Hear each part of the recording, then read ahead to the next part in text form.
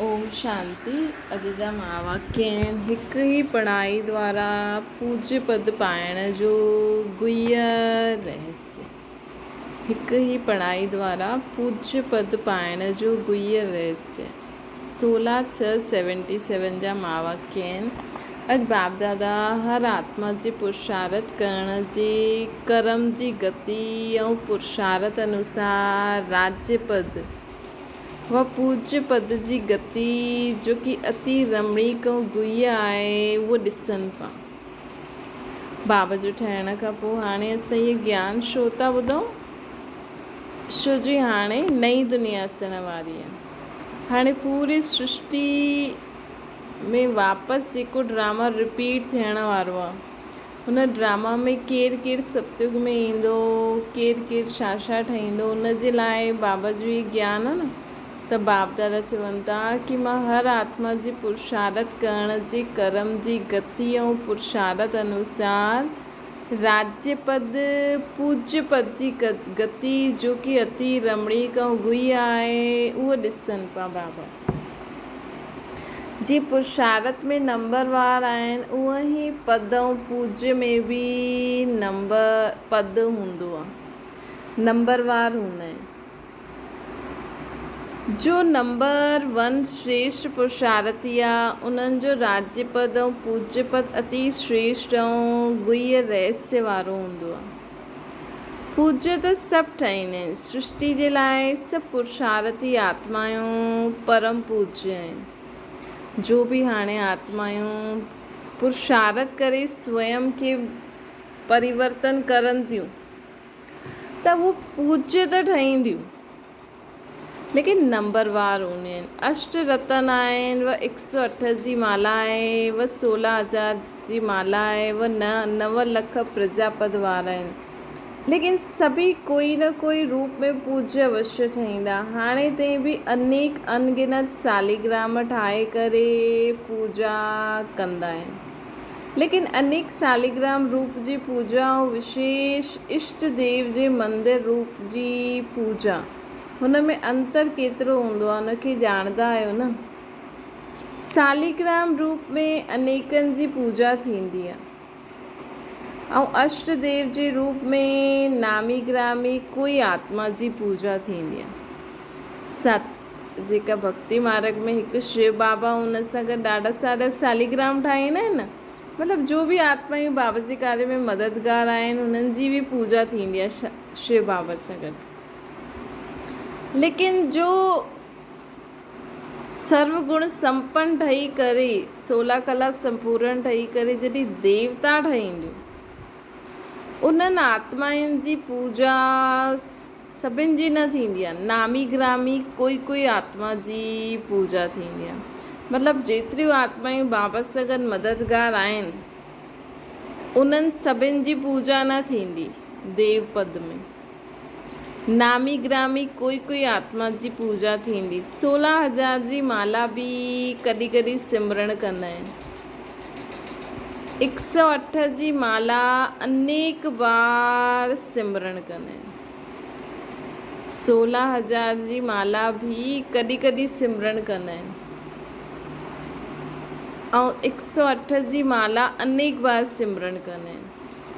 ऐं अष्ट रत्न व अष्ट देवनि जी व देवनि खे बाप समान सदा पंहिंजे दिलि में यादि कंदा आहिनि। एतिरो अंतर छो थियो? भई 16,000 जी बि माला जी सिमरण कंदा आहिनि, 108 जी बि, लेकिन जेका 8 रत्न हूंदा आहिनि न उन्हनि खे त सदा दिलि में यादि कंदा आहिनि। एतिरो अंतर छो थियो? बाप दादा त सर्व ॿारनि खे हिकु ई पढ़ाई, हिकु ई लक्ष्य, मनुष्य खां देवता व विजयी रतन ठहिण खे विजयी रतन ठहिण जे लाइ पढ़ाई पढ़ाईंदा आहिनि न सभिनि खे। हिकु ई मुरली हूंदी आहे, पोइ बि पूजन में एतिरो अंतर छो हूंदो आहे? पोइ बि पूजन में एतिरो अंतर छो हूंदो आहे? कोई जी डबल पूजा अर्थात सालिग्राम रूप में बि ऐं देवी ऐं देवताउनि जे रूप में बि, कोई जी सिर्फ़ सालिग्राम जे रूप में ई पूजा थींदी आहे। त हीअं छो?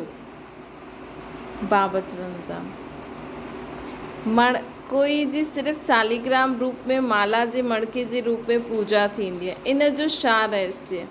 मुख्य कारण आत्म अभिमानी जो लक्ष्य व आत्मिक स्वरूप में स्थित थियण जो पुरुषार्थ। जेतिरो असां आत्मा सम्झी करे हिन कर्म क्षेत्र में पार्ट वॼाईंदा आहियूं उन अनुसार असांखे पद मिलंदो। आत्म अभिमानी ठहिण जो लक्ष्य व आत्मिक स्वरूप में स्थित थियण जो पुरुषार्थ हर ब्राह्मण आत्मा जनम सां ई कंदी आहे। अहिड़ो कोई बि ब्राह्मण न हूंदो जो आत्म अभिमानी ठहिण जो पुरुषार्थ न कंदो हूंदो। अहिड़ो कोई बि ब्राह्मण न हूंदो जो आत्म अभिमानी ठहिण जो पुरुषार्थ न कंदो हूंदो। लेकिन निरंतर आत्म अभिमानी जंहिंसां कर्मेंद्रियनि जे मथां विजय थी वञो, मन बुद्धि संस्कार ऐं स्थूल कर्मेंद्रियनि ते विजय थी वञो। हर हिकु कर्मेंद्री सतो प्रधान स्वच्छ थी वञे। मन बुद्धि संस्कार ऐं इहे स्थूल कर्मेंद्रियूं बि सतो प्रधान स्वच्छ थी वञनि। बाबा चवनि था कि निरंतर आत्म अभिमानी जंहिंसां कर्मेंद्रियनि जे मथां विजय थी वञे, हर हिकु कर्मेंद्री सतो प्रधान स्वच्छ थी वञे। इन सब्जेक्ट में अर्थात देह जे पुराणे संस्कार ऐं संबंध सां संपूर्ण मरजीवा थी वञे। इन पुरुषार्थ में नंबर ठाहींदा आहिनि। त अष्ट रत्ननि जी कहिड़ो पुरुषार्थ रहियो? अष्ट रत्ननि वारी आत्मा पंहिंजी हर कर्मेंद्री मन बुद्धि संस्कार पंहिंजी स्थूल कर्मेंद्रियूं हर हिक खे सतो प्रधान ठाते। उन ॾींहुं बाबा चई न कमल नैन कमल कन कमल मुख कमल हथ। असांजी हर स्थूल कर्मेंद्री बि हिन दुनिया में हिन अखियुनि सां ॾिसंदे हुए बि असांजी अखियूं सिर्फ़ु सुठी चीजियूं ई ॾिसनि। मतिलबु दुनिया में देह ॾिसंदे हुए बि आत्मा खे ई ॾिसनि, गुण ई ॾिसनि। कन में आवाज़ हूंदे हुए बि कम जी ॻाल्हियूं ई ॿुधनि। मुख सां सिर्फ़ु ज्ञान युक्त बोल ई बोलनि। असांजे हथनि सां बाप जी श्रीमत अनुसार वारा कर्म ई थियनि। पंहिंजा पेर हर क़दम में पद्मनि जी कमाई थिए, अर्थात असांजो हर क़दम बाप जी यादि में रहे। परफेक्ट कमल जो फूल ठहिणो आहे।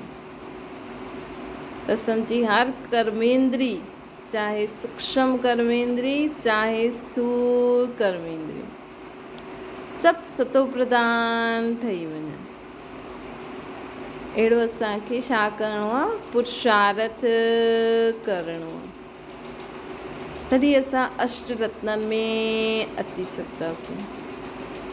हिन सब्जेक्ट अर्थात देह जे पुराणे संस्कार संबंध सां पुराणा जेका संस्कार आहिनि पुराणा जेका संबंध आहिनि उन्हनि सां मरजीवा ठही वञे। मतिलबु पुराणो संस्कार असांजी हुयो बि असांखे पतो न हुजे। एतिरा पुराणा संस्कार हिकु त आत्मा मां बि निकिरी वञनि ऐं असां भुलिजी बि वञूं कि असां में हुयो बि। संबंध में संपूर्ण असां सभिनि सां ईअं मिलूं कि असां सभिनि आत्माउनि सां मिलूं था। सभी आत्माउनि सां मिलूं था। देह भान जरा बि न अचे। हिन पुरुषार्थ में नंबर ठाहींदा आहिनि। त हिन ई पुरुषार्थ में नंबर ठाहींदा आहिनि। कोई पुरुषार्थी जी कर्म इंद्रियनि ते विजयी थी वेंदी आहे, अर्थात कोई पुरुषार्थी पंहिंजी सर्व कर्मेंद्रियनि ते विजय प्राप्त करे वठंदो आहे, अर्थात कर्मेंद्री जी थी वेंदो आहे। कोई कोई अखियुनि जे दोखे में मुख द्वारा अनेक रस वठण जे दोखे इन प्रकार कोई न कोई कर्मेंद्रियनि जे दोखे में अची वेंदो आहे। पर इन जो मतिलबु इहो न कि असां खाऊं न ॾिसूं न, लेकिन ॾिसंदे उहे जी बि आत्मिक स्मृति साक्षीपन जी स्थिति में थी करे ॾिसूं। मुख में जो ठहे जो मिले उनखे बाबा जी यादि में खाऊं, उन जो टेस्ट वठी न खाऊं। हीअं न कि अॼु असांखे उहो खाइण जी इच्छा थी थिए त घड़ी घड़ी उहा चीज़ साम्हूं थी अचे। हा खाओ भले, रोज़ु वैराइटी खाओ, सुठी रीति सुठो सुठो चीज़ूं खाओ, लेकिन असां हीअं न कि असां हुन चीज़ एतिरी यादि थी अचे, एतिरी खपे कि असांखे ॿियो कुझु बाबा यादि ई नथो अचे। बाबा चई न अहिड़ी कहिड़ो मनुष्य ऐं अहिड़ो कहिड़े चीज़ आहे जंहिंजे कारण असां बाबा खे भुलिजी वेंदा आहियूं। उहो चेक करे ख़तमु करो। त हिन प्रकार कोई न कोई कर्मेंद्रियनि में दोखो अची वेंदो आहे, अर्थात संपूर्ण निर्विकारी सर्व इंद्रियनि जीत न ठही पाईंदे, इन कारण नंबर थी वेंदो आहे।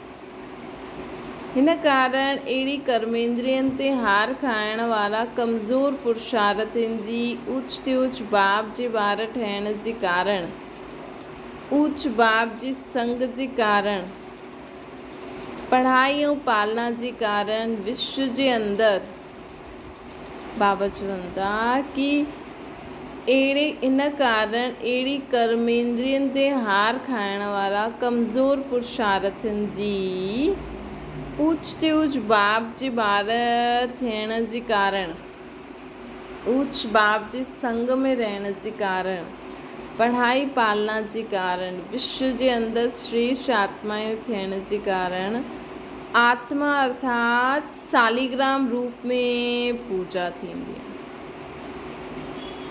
त जंहिंजी सिर्फ़ु सालीग्राम रूप में पूजा थींदी आहे उहा बाबा जो ठहिण जे कारण, बाबा जे संग में रहण जे कारण, बाबा जी पढ़ाई ऐं पालना वठण जे कारण, विश्व में श्रेष्ठ आत्मा थियण जे कारण उन जी सालीग्राम रूप में पूजा थींदी आहे। लेकिन सर्व कर्मेंद्रिय जीत न हुजण जे कारण साकार रूप में देवी या देवता जे रूप में पूजा न थींदी आहे। त देवी ऐं देवता रूप में पूजा थियण जे लाइ सर्व कर्मेंद्रियनि ते विजय प्राप्त करणी आहे। संपूर्ण पवित्र न थियण जे कारण संपूर्ण निर्विकारी महिमा योग्य देवी देवता रूप जी पूजा न थींदी आहे। छो जो देवी देवताउनि जा त चित्र ठाहे करे पूजा कंदा आहिनि, उन्हनि जी हर कर्मेंद्रियनि जी बि पूजा थींदी आहे न, देवी जी हर कर्मेंद्रिय जी पूजा थींदी आहे। त बाबा चवनि था कि संपूर्ण पवित्र न ठहिण जे कारण संपूर्ण निर्विकारी महिमा योग्य देवी देवता रूप जी पूजा न थींदी। सदा बाप दादा जे दिलि तख़्त नशी न थियण जे कारण व सदा दिलि में हिकु दिलि वठण वारे बाप जी यादि व सदा दिलि में दिलाराम जी यादि न रहंदी आहे। हिन करे भक्त आत्मा बि अष्ट देव जे रूप में दिलि में न समाईंदी आहे हुन आत्मा खे।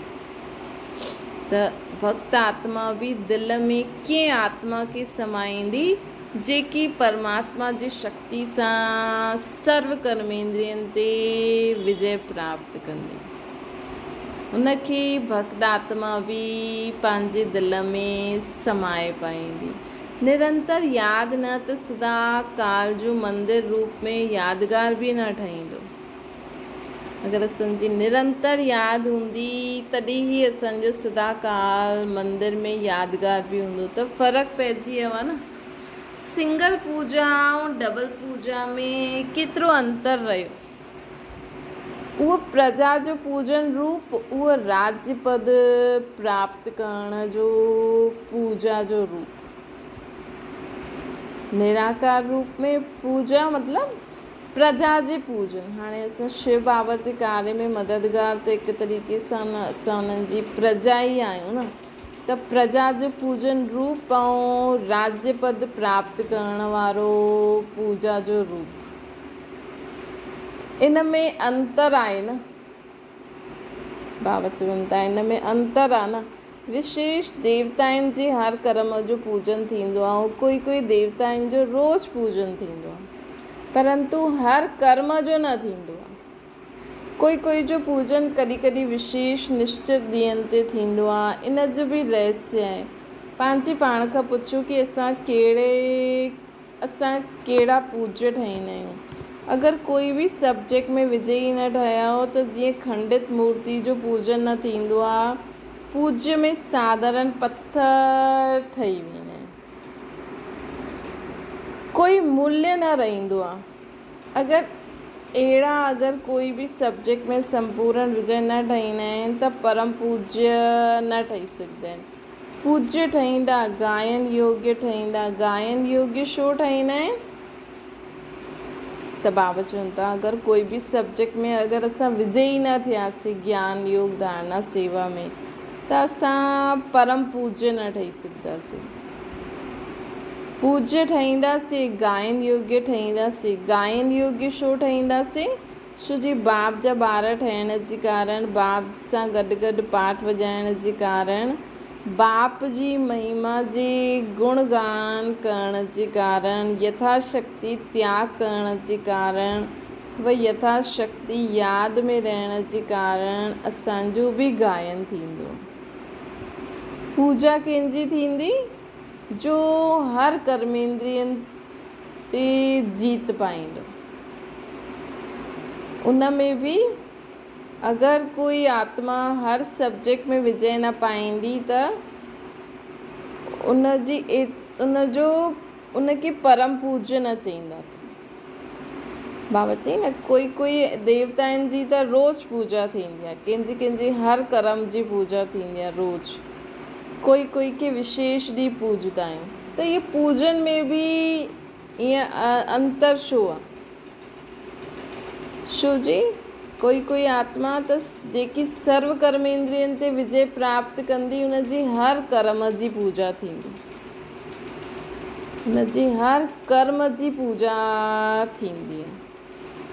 ऐं जेका सभु सब्जेक्ट में विजयी न ठहींदा, जे खंडित मूर्ति जी पूजा न थींदी आहे, पत्थर सां साधारण पत्थर ठही वेंदो आहे, मूल्य न रहंदो आहे। ईअं अगरि कोई बि सब्जेक्ट में संपूर्ण विजयी न ठाहींदासीं न त परम पूज्य न ठही सघंदासीं।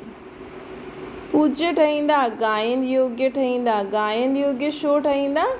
छो जी बाप जा ॿार ठहिया आहिनि, बाप सां गॾु पाठ वॼायूं था, बाप जी महिमा जा गुण ॻाईंदा आहिनि, यथाशक्ति त्याग करण जे कारण, यथाशक्ति यादि में रहण जे कारण उन्हनि जो बि गायन थींदो।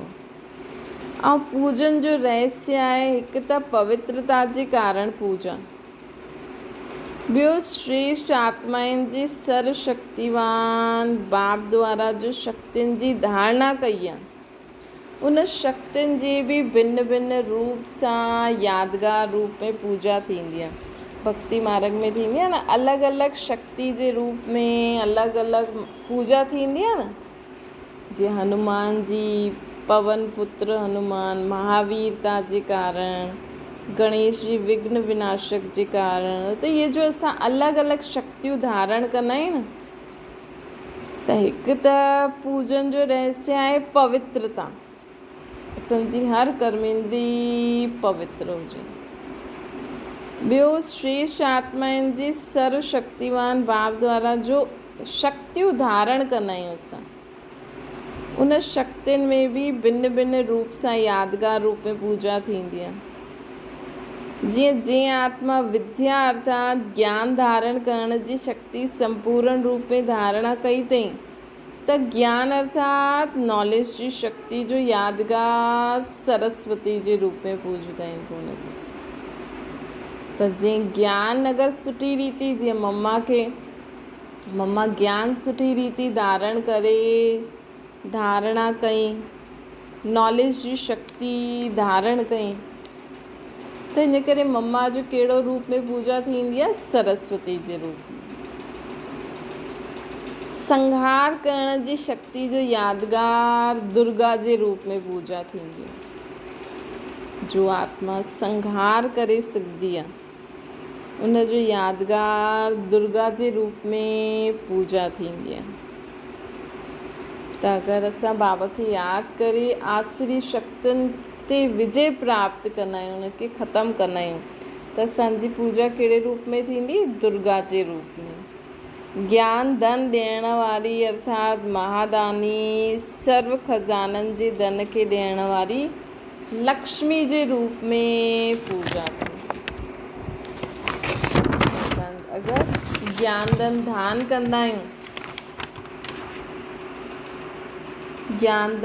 कंदा आहियूं, त असांजी कहिड़े रूप में पूजा थींदी? लक्ष्मी जे रूप में पूजा थींदी।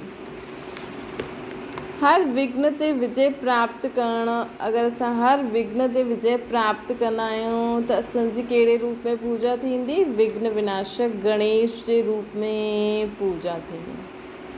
माया जी अर्थात माया जे विकराल रूप खे बि सहज ऐं सरल ठाहिण वारा जी शक्ति जो पूजन महावीर अर्थात हनुमान जे रूप में असांजी पूजा थींदी। अगरि असां माया जी अर्थात माया जे विकराल रूप खे सहज ऐं सरल तरीक़े सां सहज ऐं सरल ठाहिण जी शक्ति जो पूजन सरल तरीक़े सां अगरि असां विजय प्राप्त कंदा आहियूं त असांजो हनुमान जे रूप में पूजा थींदी। त श्रेष्ठ आत्माउनि जी हर शक्ति ऐं श्रेष्ठ कर्मनि जो पूजन थींदी आहे। अगरि असां हल्को रहंदा आहियूं न त वायु देवता बि चईंदा आहिनि, अगरि असां हल्को रहंदासीं त असांजी वायु जे रूप में वायु देवता जे रूप में पूजा थींदी। शक्तियुनि जो पूजन हर देवी देवता जी पूजन में पूजा जे रूप में ॾेखारियो आहे। त ईअं पूज्य अहिड़ा पूज्य जेकी जंहिंजी हर श्रेष्ठ कर्म और शक्तियुनि जो पूजन, त अहिड़ा पूज्य जंहिंजे हर कर्म और शक्तियुनि जो पूजन आहे उनखे चइबो आहे परम पूज्य। त परम पूज्य के ठहींदा? जंहिंजे हर कर्म और शक्तियुनि जो बि पूजन थिए उनखे चईंदासीं परम पूज्य आत्मा। त सदा पंहिंजे खे संपूर्ण ठाहियो। त बाबा चवनि था सदा पंहिंजे खे संपूर्ण ठाहियो। चेक करो कि खंडित मूर्ति आहियो या पूज्य मूर्ति आहियो। चेक करो कि खंडित मूर्ति आहियो या पूज्य मूर्ति आहियो। अर्थात किथे किथे असांजी पवित्रता खंडन त नथी थिए। गायन है न संपूर्ण निर्विकारी व 16 कला संपन्न। सिर्फ़ निर्विकारी ठहिया आहियो या संपूर्ण निर्विकारी ठहिया आहियो? सिर्फ़ निर्विकारी ठहिया आहियो या संपूर्ण निर्विकारी ठहिया आहियो? अखंड योग आहे या खंडन थींदो? अखंड योग आहे या खंडन थींदो आहे? अचल आहियो या हलचल आहियो? बाप छा चाहींदा आहिनि? हर आत्मा बाप समान संपूर्ण ठहे। ऐं ॿार बि चाहींदा आहिनि सभु, लेकिन कंदा कोई आहिनि, हिन करे नंबर ठही वेंदो आहे। त बाबा बि चाहींदा आहिनि, असां बि चाहींदा त आहियूं न, सभु चाहींदा आहिनि कि असां बि बाबा जहिड़ो ठहूं, लेकिन कंदा कोई आहिनि, हिन करे नंबर ठही वेंदो आहे। अच्छा, ॿुधियो त ॾाढो आहे, ॿुधण ऐं करणु इनखे समान ठाहियो। बाबा चवनि था ॿुधियो त ॾाढो, हाणे ॿुधण ऐं करणु इनखे समान ठाहियो। सम्झो छा करिणो आहे? अहिड़ा परम पूज्य केरु हूंदो आहे जंहिंजे हर कर्म ऐं हर शक्ति जी पूजा थिए। परम पूज्य केरु थींदो आहे जंहिंजे हर कर्म जी बि पूजा थिए ऐं शक्तियुनि जी बि पूजा थिए। त अहिड़ा परम पूज्य सदा हिकु बाप के साथ रखण वारा, हर कदम श्रेष्ठ मन जे आधार सां हलण वारा, हर कदम श्रेष्ठ मन जे आधार ते हलण वारा, अहिड़ा सृष्टि जे आधार मूर्त विश्व परिवर्तक आत्माउनि खे बाप दादा जो यादि प्यार ऐं नमस्ते। अच्छा, पार्टियुनि सां गॾु मुलाक़ात, सदा स्वयं खे हलंदे फिरंदे फ़रिश्तो अनुभव कंदा आहियूं। फ़रिश्तो अर्थात जंहिंजो देह सां व देह जी दुनिया व देह जे पदार्थनि सां आकर्षण सां कोई रिश्तो न आहे। मतिलबु यूज़ कंदा लेकिन हुननि चीज़ुनि सां उन्हनि खे आकर्षण न थींदो। फ़रिश्तो अर्थात जंहिंजो देह सां, देह जी दुनिया, देह जी पदार्थनि जे आकर्षण सां कोई रिश्तो न आहे। सदा बाप जी यादि ऐं सेवा इन में ई लॻा रहंदा। सदा बाप ऐं सेवा इहे ई लग्न रहंदी। सिवाय बाप ऐं सेवा जे ॿियो छा आहे जाते बुद्धि वेंदी। मतिलबु ईअं न की असांखे खाइणो पीअणो मिलणो न आहे। जीअं असां कर्म कंदा आहियूं, कर्म करो, सभु कुझु कंदे हुए बि आकर्षण न रहे। बुद्धि असांजी आकर्षित सिर्फ़ु हिकु बाप सां ई थिए। ट्रस्टी सदा न्यारो रहंदो आहे न। ट्रस्टी जे लाइ सिर्फ़ु हिकु कमु हूंदो आहे, यादि ऐं सेवा। जेका ट्रस्टी हूंदा आहिनि न, उन्हनि खे सदा इहे यादि रहंदो आहे कि हा असांखे इहो कमु करिणो आहे ऐं इहे कमु जंहिं ॾिनो अथई उहो माण्हू यादि रहंदो आहे। अगरि कर्मणा बि कंदा त बि सेवा जे निमित्त कंदा। गृहस्थी स्वार्थ जे निमित्त न कंदा, ट्रस्टी सेवा अर्थ कंदा। अगरि उहो कुझु सेवा बि कंदा त ख़ुदि खे घर गृहस्थी वारा न सम्झी करे कंदा, सेवाधारी सम्झी करे कंदा। तॾहिं असां छा कहलाईंदासीं? फ़रिश्तो। सर्व सब्जेक्ट में संपन्न करण जो स्वतः पुरुषार्थ हूंदो आहे। जेका फ़रिश्ता हूंदा आहिनि न, सर्व सब्जेक्टनि में संपन्न करण जो स्वतः उन्हनि जो पुरुषार्थ हलंदो आहे। जीअं जीअं समय ऐं संपूर्णता जे समीप ईंदा वेंदा आहिनि त पुरुषार्थ करण जो स्वरूप बि बदलंदो वेंदो आहे न। जो शुरू जो पुरुषार्थ ऐं मध्यकाल जो पुरुषार्थ आहे या अंतकाल जो आहे, टिन्हिनि जो फ़र्क़ु आहे न। हाणे संपूर्ण स्टेज जे समीप जो पुरुषार्थ छा आहे? बाबा चवनि था संपूर्ण स्टेज जे समीप जो पुरुषार्थ छा आहे? जे कोई भी ऑटोमेटिक हलण वारी वस्तु खे हिकु बार स्टार्ट करे छॾियो त हलंदी रहंदी आहे न, बार बार हलाइणो न पवंदो आहे। इन प्रकार न हाणे असांजी स्टेज इहा अचणी खपे। बाबा चवनि था कि हाणे संपूर्ण स्टेज जे समीप जो पुरुषार्थ छा आहे? जीअं कोई ऑटोमेटिक हलण वारी वस्तु खे हिकु बार स्टार्ट करे छॾियो त हलंदी रहंदी आहे, बार बार हलाइणो न पवंदो आहे। हिन प्रकार हिकु बार लक्ष्य मिलियो पोइ ऑटोमेटिकली असांजो हर कदम, हर संकल्प, हर समय जे चढ़ती कला जे प्रमाण हलंदो रहे। हाणे असांजी स्टेज इहा हुजणी खपे कि असांजो हर संकल्प, बोल, कर्म बाप जी श्रीमत अनुसार नेचुरल हुजणो खपे। असांखे कुझु सोचणो न पए कि हीअं करिणो आहे, हीअं करिणो आहे, हीअं करूं या न करूं।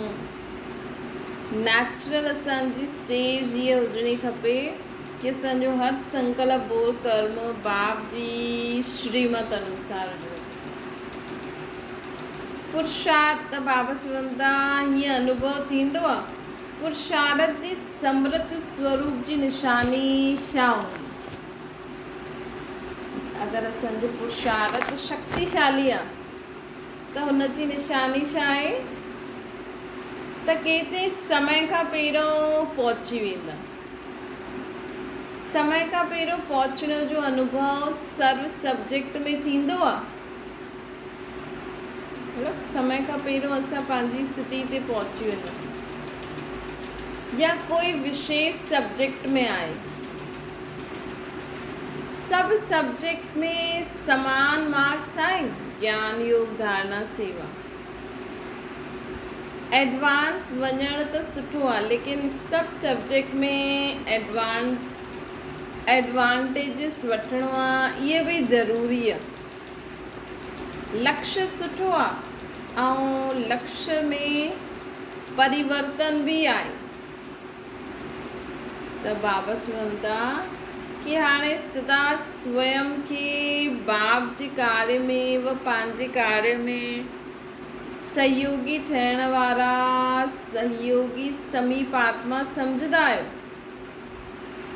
हाणे असांखे जेके त बाबा चई न ऑटोमेटिकली असांजो उहा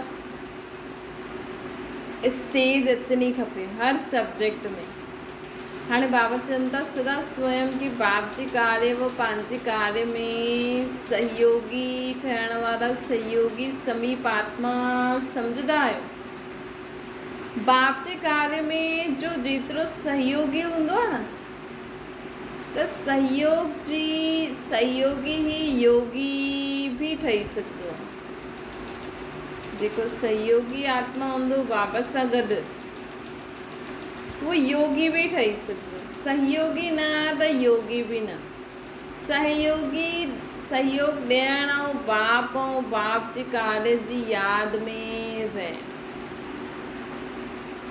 हाणे छा ॿियो कोई अगरि सहयोग न ॾेई सघंदा आहियो त सहयोग ॾियण अर्थात बाप जे कार्य जी यादि में रहणु लौकिक में बि कंहिंखे सहयोग ॾींदा आहियूं त हुनजी यादि रहंदी आहे न लौकिक में बि ॾिसो कंहिं अगरि तव्हांखे कॾहिं सहयोग ॾिनो हुजे त हुनजी घड़ी हुनजे माण्हू जे बारे में सत यादि ईंदी त योगी अर्थात सहयोगी अगरि असां बाप जी यादि में रहंदा आहियूं बाप जे कार्य जी यादि रहंदी आहे उन अनुसार कार्य बि कंदा आहियूं त जीअं असां सहयोगी आत्मायूं आहियूं योगी आत्मायूं आहिनि सहयोगी ठहिण सां स्वतः योगी ठही वेंदो ॿियो सहयोगी ठहिण सां पदम गुणा जमा बि थी वेंदो बाबा चाहे त बाबा ही हिन दुनिया खे स्वर्ग ठाहे छॾे लेकिन बाबा हिन दुनिया खे स्वर्ग न ठाहींदा आहिनि मतिलबु बाबा असांखे कार्य ॿुधाए करे असांखे सेखारींदा आहिनि कि हीअं करो छो जी ताकी असांजो पदमा पदम जमा थी वञे सहयोग छा ॾींदा आहिनि पुराणे तन व तमोगुणी मन हुन जी यादि सां सितो प्रधान ठाहे करे मन खे सेवा में लॻाईंदा आहिनि या चावल चपटी धन लॻाईंदा आहिनि हाणे बाबा खे तव्हां सहयोग छा ॾींदा आहियो असांजो त तन बि पुराणो आहे मन बि तमो प्रधान आहे उन जी बाबा जी यादि सां असां तन खे बि स्वस्थ रखंदा आहियूं मन खे बि शुद्ध कंदा वेंदा आहियूं पोइ मन खे सेवा में लॻाईंदा आहियूं ऐं तन अगरि ठीकु रहंदो त जेतिरो कमाईंदा आहियूं त थोरो बहुत अगरि बाबा जे कार्य में ॾिनो त चावल चपटी धन लॻाईंदा आहियूं जीअं न सतयुग जे हिसाब सां भले कोई केतिरो बि धन ॾे सतयुग जे हिसाब सां त चावल चपटी आहे न त ॾिसो असांखे पतो लॻियो आहे कि हाणे शिव बाबा जो कार्य थो हले ऐं बाबा असांजे लाइ ई नई दुनिया ठाहिनि था त असां बि अगरि बाबा जी कार्य में यज्ञ में जेतिरो बि असां कमाईंदा आहियूं अगरि हुन मां बि असां थोरो सो बाबा जी यज्ञ में ॾिनो त उहो असांजो बाबा चईंदा न साहूकार जा 1000 ग़रीब जो 1 रुपयो बि 1000 बराबरि थी वेंदो। त इहे सभु बाबा जे कार्य में नथा ॾियूं, इहे असां पंहिंजो भविष्य जे लाइ जमा था करूं। जीअं अॼुकल्ह माण्हू बैंक में जमा कंदा वेंदा कि अॻियां कमु ईंदो, पर असांखे त पतो आहे करोड़नि जा जेका अॼुकल्ह करोड़पति आहिनि उन्हनि जा करोड़ बि न रहंदा। अॼु सुबुह जो बाबा चई न, लेकिन असां हुन सम्झ सां कि हा भई असां भविष्य जे लाइ जमा था करूं, बाबा जे कार्य में ॾियूं था। ऐं बाबा जो ई धन आहे न, असां चऊं था न सभु कुझु बाबा जो ई आहे, तन मन धन।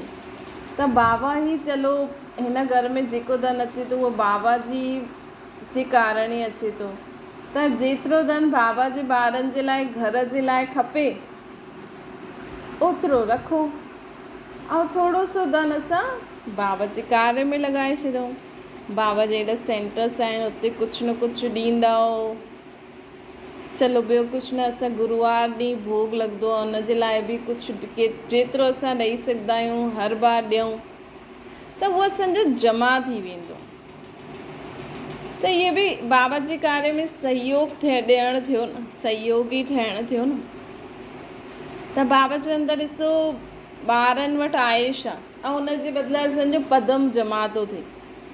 पुराणो तन या तमोगुणी मन, हुन जी यादि सां सतो प्रधान ठाहे करे मन खे सेवा में लॻाईंदा आहियो। चांवर चपटी धन लॻाईंदा आहियो, ॿियो छा लॻाईंदा आहियो? तन मन धन टिन्हिनि सां सहयोगी ठहिणु अर्थात योगी ठहिणु। छो जो ॾिसो अगरि असां सोचंदासीं कि हा मूंखे गुरुवार ॾींहुं बाबा जे घर में इहो ॾियणो आहे, त असांखे सॼो हफ़्तो यादि रहंदो आहे न। त इहो बि योग थी वियो, बाबा जी यादि रहंदी। तन सां कमाइणो आहे, बाबा जे यज्ञ में ॾियणो आहे, त इहो बि योग थी वियो न। इन जे कारण बि जीअं न ॿारनि जी फीस भरणी आहे त महीनो भर माण्हू ॿारनि खे यादि करे कमाईंदो आहे। हूअं ई असां हर हफ़्ते नियम ठाहियूं कि असांखे बाबा जे कार्य में ॾियणो आहे, या महीने ॾियो, हफ़्ते ॾियो, जो बि ॾेई सघंदा आहियो। त इहे अगरि असां धन सां सहयोग ॾींदासीं त बि बाबा जी यादि रहंदी, त तन सां हुन हिसाब सां कमाईंदासीं त बि बाबा जी यादि रहंदी, ऐं मन बि बाबा जी यादि में लॻी वियो। त कंहिं न कंहिं रीति सां असांखे पंहिंजो तन मन धन ॾियणो आहे। अगरि तव्हां सेवा बि करो था, चलो मूंखे बाबा जी सेवा करणी आहे, सॼे हफ़्ते में असांखे कॾहिं त टाइम मिलंदो हूंदो न, भई 1 घंटो थोरो समय ई असां सेंटर में वञी करे जो सेवा आहे, या चलो घर गृहस्थी में बि रहंदे हुए संबंधियुनि जे लाइ असांखे जो बि संबंधी अचे मूंखे उनखे कुझु न कुझु बाबा जो ॿुधाइणो आहे। बाबा जी ज्ञान मां ज्ञान रतन दान करिणो आहे। या अॼुकल्ह बाबा जा ॾाढा सारा चित्र हूंदा आहिनि, की चेन पेन, इहे बि असां उन धन खे अगरि सेंटर में नथा ॾेई सघूं त इहे बि ख़रीदो, जेको संबंधी अचे हुनखे कुझु न कुझु बाबा जी यादगार जी ॾेई छॾो। त हिन रीति असां तन मन धन सां बाबा जे कार्य में सहयोगी अर्थात योगी ठही सघंदासीं। कंहिं न कंहिं रीति सां असांखे बाबा जी यादि त ईंदी न। गीत ॻाईंदा आहियो न, जाते तन हूंदो धन बि हुते ई लॻाईंदासीं। जाते तन हूंदो धन बि हुते ई लॻाईंदा। त इहे निरंतर योगी ठहिण जो सहज साधन आहे, बाबा चवनि था। छो जी सहयोगी ठहिण सां, सहयोग जे रिटर्न मिलण सां योग सहज लॻंदो आहे। असांखे बाबा जी यादि सहज अची वेंदी आहे, ॿियो कुझु बि न आहे। बाबा यादि रहंदो आहे असांखे न। वैसे चलो बाबा यादि भुलिजी बि वञे, कॾहिं कॾहिं ॻाल्हि अहिड़ी ईंदी आहे, लेकिन असां नियम ठाहे छॾियो, रोज़ु सेंटर वञिणो आहे, या हफ़्ते में ई वञिणो आहे, या रोज़ु असांखे अमृत वेलो करिणो ई आहे, मुरली ॿुधणी आहे। त इहे बि छा आहे, इहे इन साधन सां बि असांखे बाबा रोज़ु यादि ईंदो। कॾहिं कॾहिं अगरि कोई सॼो ॾींहुं बिज़ी रहंदा आहिनि, अगरि उन नियम ठाहे छॾियो भई रोज़ु मूंखे अधु कलाकु बाबा जो ज्ञान ॿुधणो आहे, या बाबा खे यादि करिणो आहे, या चलो त सेंटर नथा वञो कि, लेकिन मूंखे हर हफ़्ते या महीने में मूंखे एतिरो बाबा की जे यज्ञ में ॾियणो ई आहे, त हिन बहाने हली बि वेंदो। या मूंखे हर हफ़्ते में, या अगरि तव्हांखे रोज़ु टाइम आहे, हर हफ़्ते महीने मूंखे सेवा करणी आहे, त कीअं बि रीति असां बाबा जो ज्ञान ॾियूं, बाबा जो चित्र बांटूं, बाबा जो कहिड़ी बि रीति सां कुझु बांटंदासीं त हिन सां असांखे बाबा जी यादि ईंदी। फ़ाइदो असांजो आहे। अगरि असांखे सम्झ में अची वियो कि हाणे दुनिया परिवर्तन थियण वारी आहे, हाणे सतयुग अचण वारो आहे, त हुन दुनिया में वञण जे लाइ जमा बि त करिणो आहे न, तन मन धन सां जमा बि त करिणो आहे न। चलो तव्हां सेंटर ते नथा वञी सघो, घर गृहस्थी में बि जो अचे उन्हनि खे बाबा जो कोई न कोई परिचय ज्ञान जो पॉइंट ॿुधाए, इहे बि त सेवा आहे न। तव्हां बाबा खे रोज़ु पंहिंजे घर में अधु कलाकु रोज़ु यादि करो, रोज़ु बाबा जी मुरली ॿुधो या पढ़ो पंहिंजे घर में, इहे बि सेवा आहे। त सहयोग जे रिटर्न में, सहयोगी ठहिण सां, सहयोग जे रिटर्न में मिलण सां, सहयोग जी रिटर्न मिलण सां योग असांजो सहज लॻी वेंदो।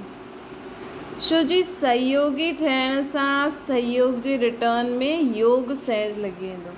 त हर संकल्प में बाप जी व पंहिंजे कर्म जे सहयोगी ठहो।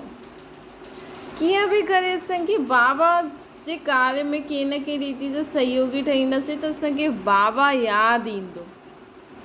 हर कर्म सेवा में, हर कर्म में, सेवा में, कार्य में सहयोगी ठहिण सां व्यर्थ बि ख़तमु थी वेंदो।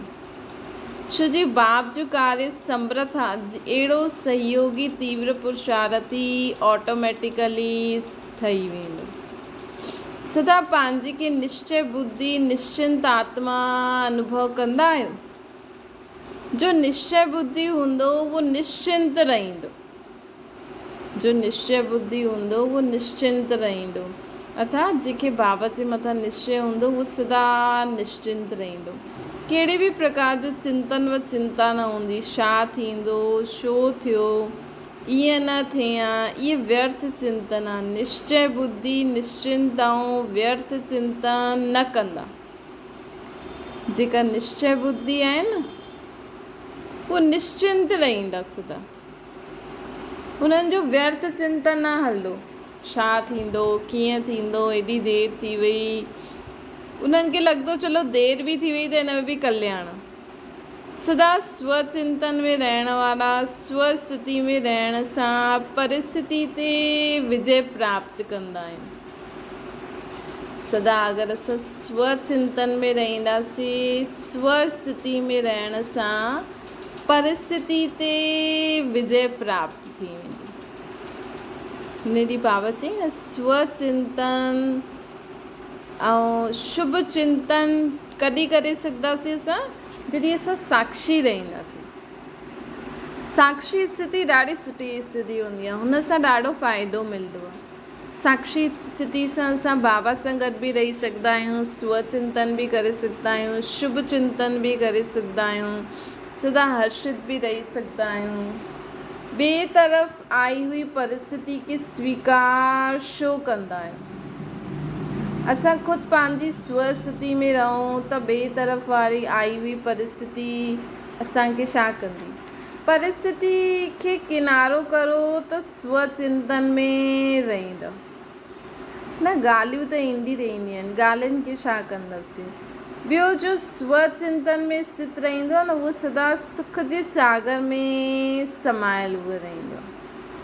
भईया अगरि असां सभिनि खे सम्झ में अची वियो कि पहिरियों मूंखे परिवर्तन थियणो आहे, पहिरियों मां परिवर्तन करां, त ऑटोमेटिकली असां ॿियनि जी कमी ॾिसंदासीं न।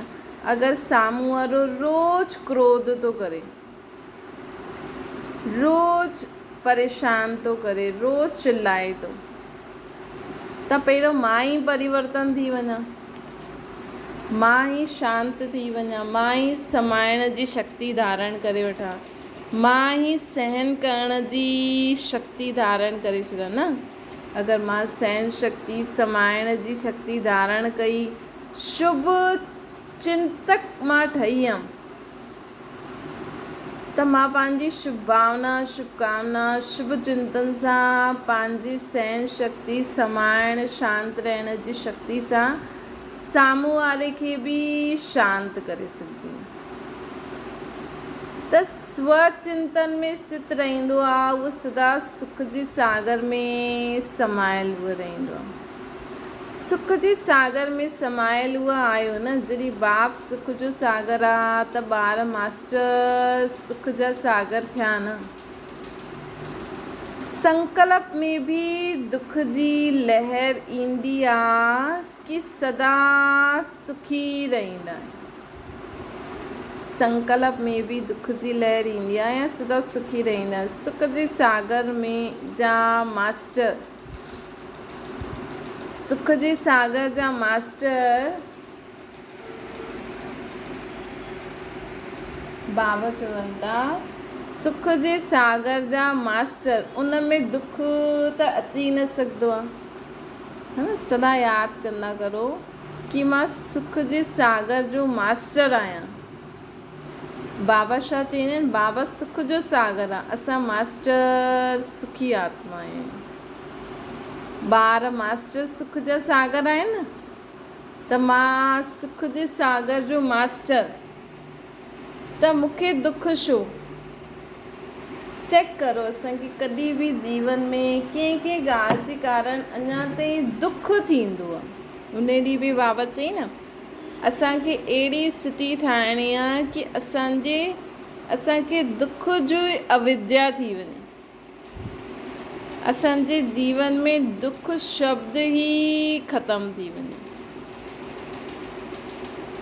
त बाबा चवनि था, अगरि दुख ईंदो आहे त मास्टर दुख जे सागर अर्थात रावण अख सां बि ईंदो आहे, कन सां बि ईंदो आहे, मुख सां बि ईंदो आहे। अगरि दुख ईंदो आहे त मास्टर दुख जा सागर अर्थात रावण अख सां बि ईंदो आहे, कन सां बि ईंदो, मुख सां बि ईंदो। सर्वशक्तिवान जे अॻियां रावण अची न सघे। ऐं असां ख़ुदि खे शक्तिशाली स्थिति में स्थित करे रखंदासीं त रावण अची न सघे। माण्हुनि खे न सभिनि खां ज़्यादा दुख थींदो आहे जॾहिं उन्हनि जो कोई संबंधी शरीर छॾे छॾींदो आहे।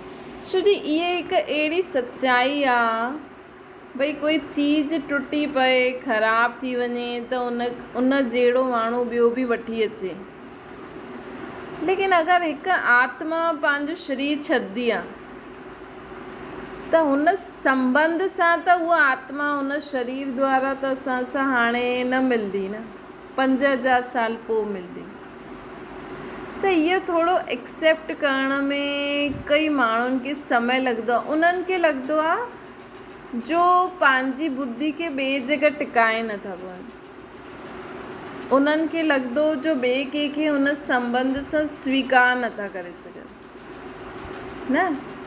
अगरि कंहिंजे मतिलबु सम्झो कंहिंजी मां शरीर छॾे छॾे त हुनजी मां हुन रूप में त हाणे 5000 साल पोइ ई ईंदी। लेकिन अगरि उहा आत्मा सोचे चलो मुंहिंजी मां त शरीर छॾे छॾे, हाणे उहा आत्मा अगरि हिसाब किताब हूंदो त ॿिए संबंध में बि हुन सां गॾु पाठ वॼाईंदी।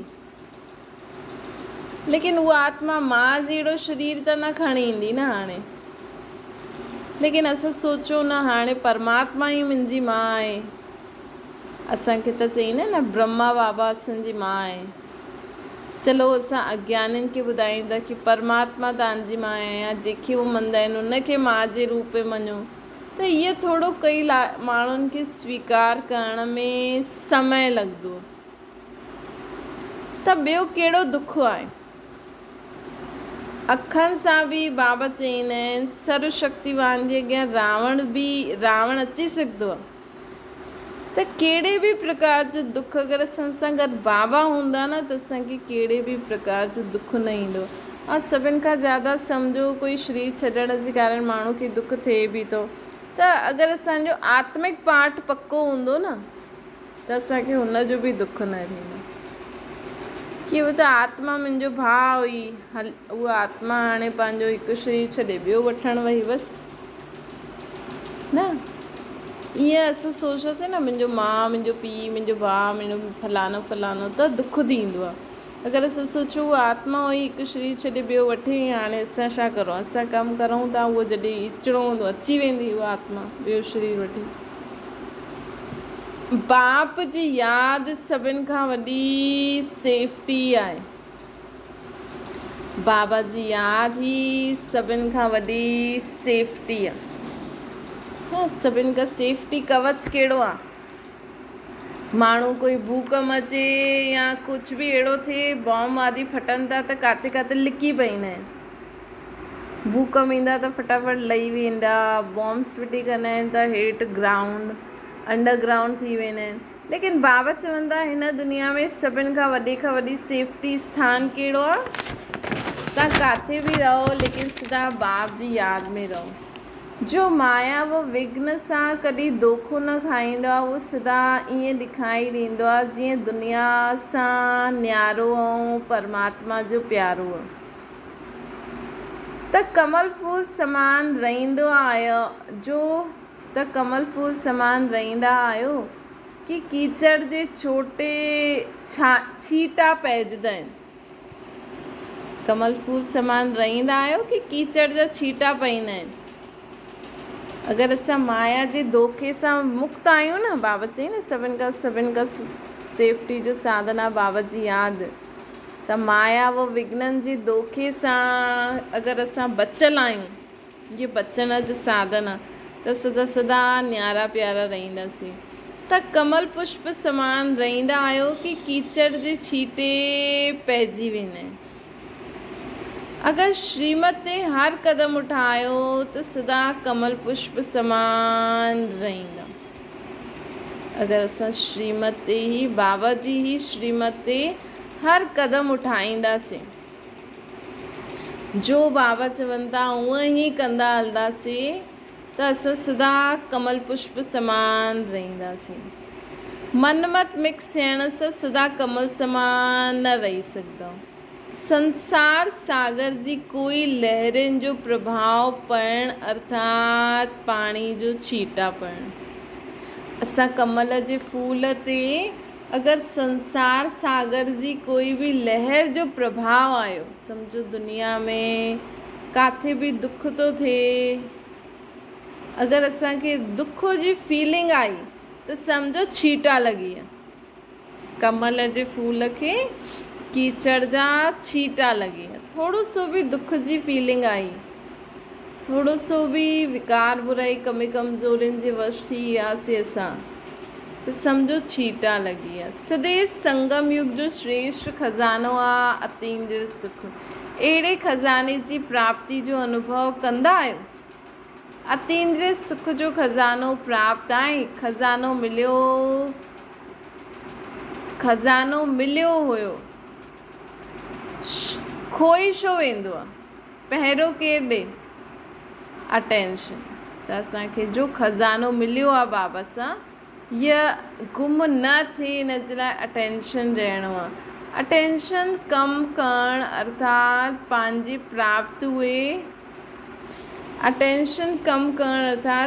प्राप्त हुए खज़ाने खे खोए ॾींदासीं। सम्झो असां ॾाढो ख़ुशि आहियूं त असांखे ख़ुशी जो खज़ानो आहे, लेकिन असां ध्यानु न ॾींदासीं कि भई हाणे कुझु अहिड़ो इंसिडेंट न थी वञे त मुंहिंजी ख़ुशी न ग़ाइबु थी वञे। अगरि असां ध्यानु ॾेई हलंदासीं त अहिड़ी सिचुएशन न ईंदी आहे। बाबा चवंदा आहिनि अगरि असां ध्यानु ॾेई हलंदासीं न त ई असां वैल्यूज़ खे संभाले रखंदासीं। त बाबा चवंदा आहिनि कि अटेंशन कमु करणु अर्थात पंहिंजे प्राप्त हुए खज़ाने खे खोए ॾियणु। सॼे कल्प में पोइ इहो खज़ानो प्राप्त थींदो त हिन अमूल्य चीज़ केतिरी संभाले करे रखणी हूंदी आहे न। स्थूल में बि बढ़िया चीज़ संभाले करे रखंदा आहिनि। जीअं हुतां जी पहरेदार अलबेला हूंदा आहिनि त नुक़सानु करे ॾींदा आहिनि। भई स्कूल कॉलेजिस में कंपनी में बि अगरि पहरेदार अलबेला हूंदा त नुक़सानु करे छॾंदा। हिते बि अलबेलोपन अची वेंदो आहे त खज़ानो खोई छॾंदा आहिनि। हिते बि अलबेलोपन ईंदो आहे त खज़ानो खोई छॾंदा आहिनि। असांखे जीवन में कॾहिं बि अलबेलो न रहणो आहे। त नुक़सान करे सच ईअं त बाबा चवनि था बार बार स्थूल में बि बढ़िया चीज़ संभाले करे रखंदा आहियूं न, जीअं हुते बि पहिरेदार अलबेलो थी वञे त नुक़सान करे ॾींदो। हिते बि अलबेलो अर्थात हिते बि अलबेलोपन आयो त खज़ानो गुम थी वेंदो। बार बार अटेंशन ॾियो कि मां आत्मा बाबा जी यादि में आहियां, बाबा जी श्रीमत खे कार्य में लॻायां थी। ईअं न अमृत वेले उथी वेठासीं, अटेंशन ॾिनोसीं, पोइ हलंदे फिरदे गुम। अमृत वेले अटेंशन ॾींदा आहियो, सम्झंदा आहियो, सभु कुझु करे वरितो, लेकिन हलंदे फिरदे बि अटेंशन ॾियणो आहे न। असांखे त हर कर्म कंदी हुई यादि रहे कि मां बाबा जी संतान आहियां। अतीन्द्रिय सुख जो अनुभव हाणे न कयो त पोइ कॾहिं कंदव? 5000 वर्ष जे हिसाब सां ये यादि 5000 बाबा चवनि था कि 5000 वर्ष जे हिसाब सां ये केतिरो श्रेष्ठ समय आहे। एतिरी श्रेष्ठ प्राप्ति जे लाइ थोरो समय बि अटेंशन में न ॾेई सघंदा आहियो। उन ॾींहुं बि बाबा चई न पूरे कल्प जा संस्कार था भरजनि। कर्म और योग ॿई साथ साथ खपे। योग माना ही यादि जो अटेंशन। जीअं कर्म न छॾंदा आहियो, ये यादि बि न छॾो, हिन खे चइबो आहे कर्मयोगी। पांडवनि जी जो विशेषता ॻायल आहे उहा ॼाणंदा आहियो? पांडवनि जे विजय जो मुख्य आधार आहे हिकु बाप, ॿियो न कोई। पांडवनि जो संसार बाप आहे। ये कंहिंजो यादगार आहे? तव्हांजो यादगार हर कल्प ॻायल हूंदो आहे न, त अहिड़ो अनुभव थींदो आहे संसार ही बाप आहे, कि पूरो संसार ही बाप आहे। जाते ॾिसो उते बाप ई बाप नज़र अचे। अर्थात जो असां सभु कुझु बाबा जे नाम करे छॾंदासीं त असांखे सभु कुझु बाबा जो ई नज़र ईंदो। बाबा जो शरीर, बाबा जो मन, बाबा जी बुद्धि, बाबा जो घर। जी किराए ते रहंदा आहिनि त सदा यादि रहंदो न, मकान मालिक यादि रहंदो, अरे मकान मालिक जो घर आहे, ईअं न करो, ईअं न करो, ईअं न करो, मकान मालिक जो चए ते हूअं करो। हूअं ई असांजे हिन शरीर जो मालिक केरु? बाबा। असांजी आत्मा जो मालिक केरु? बाबा। असां वटि जेकी बि स्थूल संपत्ति चीजियूं आहिनि हिन जो मालिक केरु? बाबा। त संसार ही बाबा थी वियो। जाते ॾिसो बाबा ई बाबा जो ई सभु कुझु आहे। संसार में संबंध संपत्ति हूंदी आहे, त संबंध बि हाणे दैहिक संबंधी बि कंहिंजा आहिनि? बाबा जा ॿार आहिनि। संपत्ति बि कंहिंजी आहे? तव्हांजे घर में जो कुझु बि आहे बाबा खे ॾिनो अथव न, बाक़ी कुझु रहियो? पांडव अर्थात जंहिंजो संसार ई बाप आहे। अहिड़ा पांडव हर कार्य में विजय हूंदा आहिनि।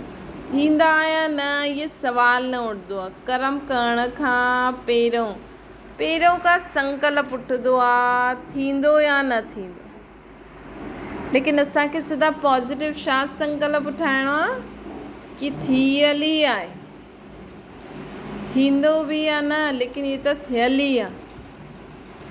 ये निश्चय आहे। पांडवनि खे पहिरियों ई निश्चय हूंदो असांजी जीत आहे। छो जी सर्वशक्तिवान बाप सां गॾु आहे, त हिन करे पांडवनि खे सदा ई निश्चय रहंदो कि असां सां गॾु बाप आहे। हिन करे सदा ई निश्चय बुद्धि रहंदा। पांडवनि जी पहिरियों ई निश्चय हूंदो आहे असांजी जीत आहे, छो जी सर्वशक्तिवान बाप सां गॾु आहे। पांडव अर्थात सदा विजयी रतन। विजयी रतन ही बाप खे प्रिय लगता है। अच्छा, ओम शांति। बाबा की याद करो।